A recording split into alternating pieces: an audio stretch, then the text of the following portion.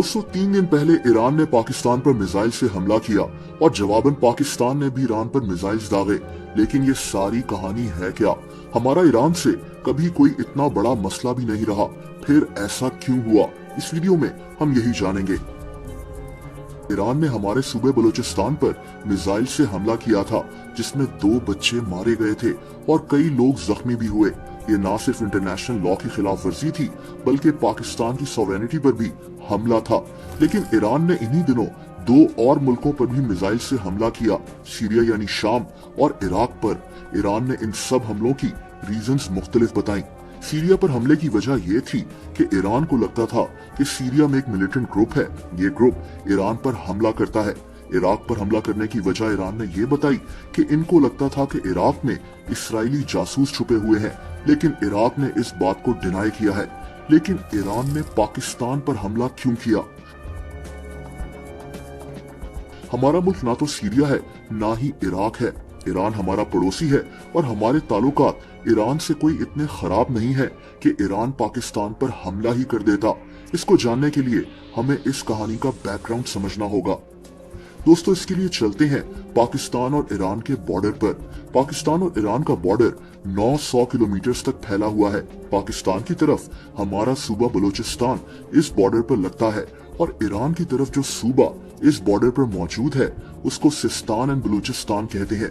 ये ईरान के 31 सूबों में दूसरा बड़ा सूबा है।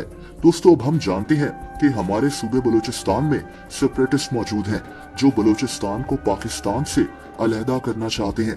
बिल्कुल इसी तरह ईरान में सिस्तान एंड बलूचिस्तान में सेपरेटिस्ट मौजूद हैं, जो उस सूबे को ईरान से अलहदा करना चाहते हैं। हमारे मुल्क में इन ग्रुप्स को जैश अदल और बलूचिस्तान लिबरेशन आर्मी कहा जाता है और ईरान में उस ग्रुप को बलूचिस्तान लिबरेशन फ्रंट कहा जाता है।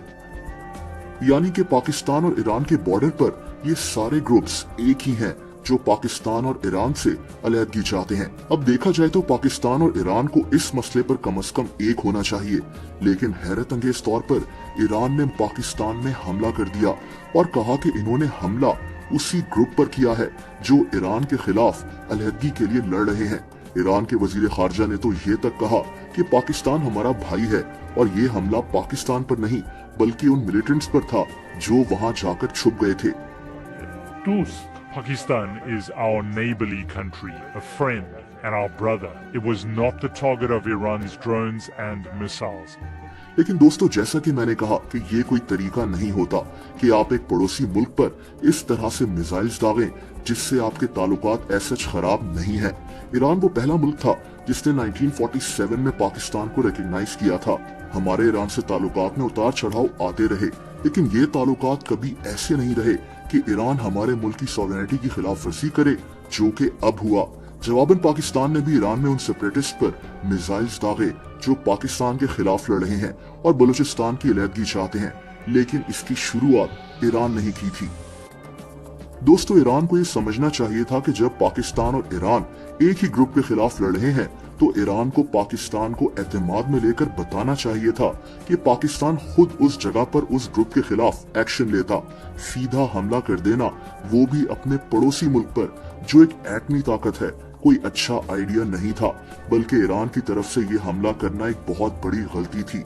इसमें ईरान के लोगों का कोई कसूर नहीं है, बात सिर्फ हुकूमत और पॉलिसी मेकर्स की हो रही है।